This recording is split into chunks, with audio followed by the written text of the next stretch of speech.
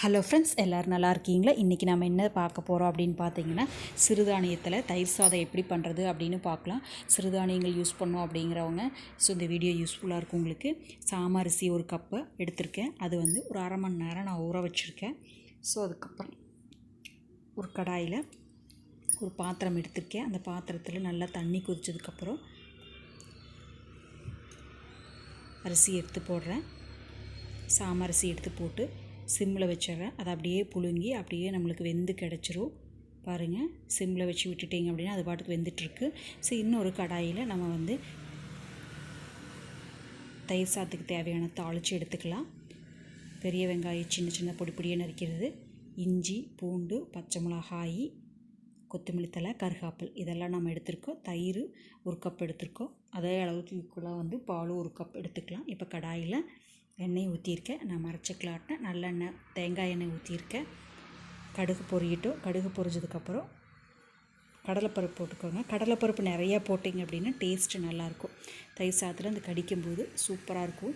அதுக்கப்புறம் பச்சை மிளகாயும் இஞ்சியும் போட்டு முதலையே வணக்கிக்கலாம். இஞ்சி பச்சை மிளகாயை முதலையே போட்டு வணக்கிட்டுனா அதில் என்ன பெனிஃபிட் அப்படின்னு பார்த்தீங்கன்னா, அந்த காரத்தன்மை கொஞ்சம் கம்மியாயிடும். அதுக்காக முதலையே போட்டு வணக்கிக்கிறோம். இப்போ வெங்காயத்தை போட்டு நல்லா வணக்கிக்கலாம்.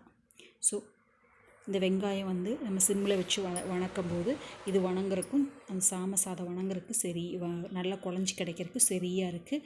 நல்லா பூ போல் அந்த சாப்பாடும் வெந்து கிடச்சிரும். இப்போ பாருங்கள், அரிசி எப்படி இருக்குன்னு பார்க்கலாம். அரிசி பாருங்கள் நல்லா வெந்து கிடச்சிருச்சு பாருங்கள். இந்த ஸ்டேஜில் நம்ம வடித்து எடுத்துக்கலாம்.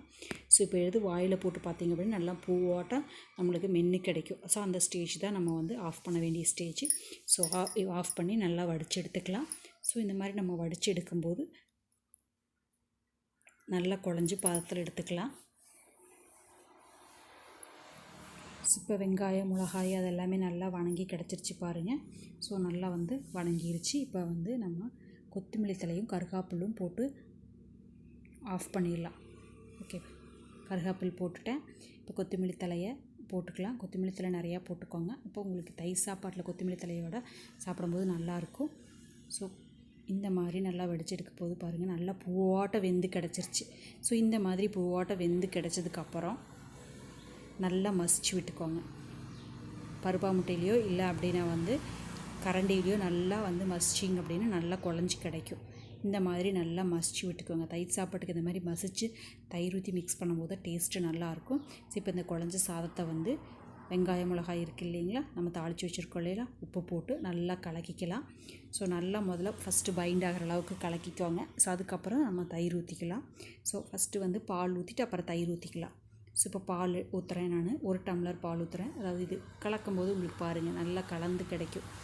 பால்லையே நல்லா கலந்து கிடைக்கும். அந்தளவுக்கு பால் ஊற்றணும். நீங்கள் இந்தளவுக்கு பால் ஊற்றணும். அப்போ தான் புளிக்காமல் இருக்கும். இப்போ தேவையான அளவுக்கு நம்ம தயிர் ஊற்றிக்கலாம். இந்த கன்சிஸ்டன்சி காமிக்கிறோம் பாருங்கள். பத்தலை அப்படின்னா மறுபடியும் நீங்கள் தயிர் ஆட் பண்ணிக்கோங்க. இந்த கன்சிஸ்டன்சியில் எடுக்கும்போது தான் உங்களுக்கு தயிர் நல்லாயிருக்கும். சாதம் சூப்பராக ஒரு டேஸ்டியாகவும் இருக்குது. நல்லா இப்போ கலக்கிக்கோங்க. நான் கலக்கிட்டு உங்களுக்கு காமிக்கிறேன் பாருங்கள். இந்த அளவுக்கு பாருங்கள், இந்த கன்சிஸ்டன்சி வரணும். அப்போ தான் தயிர் சாதம் சூப்பராக இருக்குது. குழந்தைகளுக்கு இந்த மாதிரி செஞ்சு கொடுத்தீங்க அப்படின்னா நல்லா அந்த பருப்பு வெங்காயம் கடிக்கும்போது சூப்பராக இருக்கும். இது உங்களுக்கு நான் என்ன பண்ணியிருக்கேன் அப்படின்னா சைடிஷ் கோவக்காய் ஃப்ரை பண்ணியிருக்கேன். நீங்கள் பிக்கிள்ஸ் ஏதாவது வச்சு கூட சாப்பிட்லாம். கிட்ஸுக்கு இந்த மாதிரி செஞ்சு கொடுத்தீங்கன்னா ரொம்ப பிடிக்கும். லஞ்சுக்கு கூட நீங்கள் இந்த மாதிரி சிறுதானியங்களை கொடுக்கலாம். ஹெல்த்தியாக கொடுத்த மாதிரி ஒரு சாட்டிஸ்ஃபேக்ஷன் நம்மளுக்கு இருக்குது. இந்த வீடியோ உங்களுக்கு பிடிச்சதுன்னா லைக் பண்ணுங்கள், உங்களோட ஃப்ரெண்ட்ஸுக்கு ஷேர் பண்ணுங்கள். தேங்க்யூ ஃபார் வாட்சிங். Have a healthy life.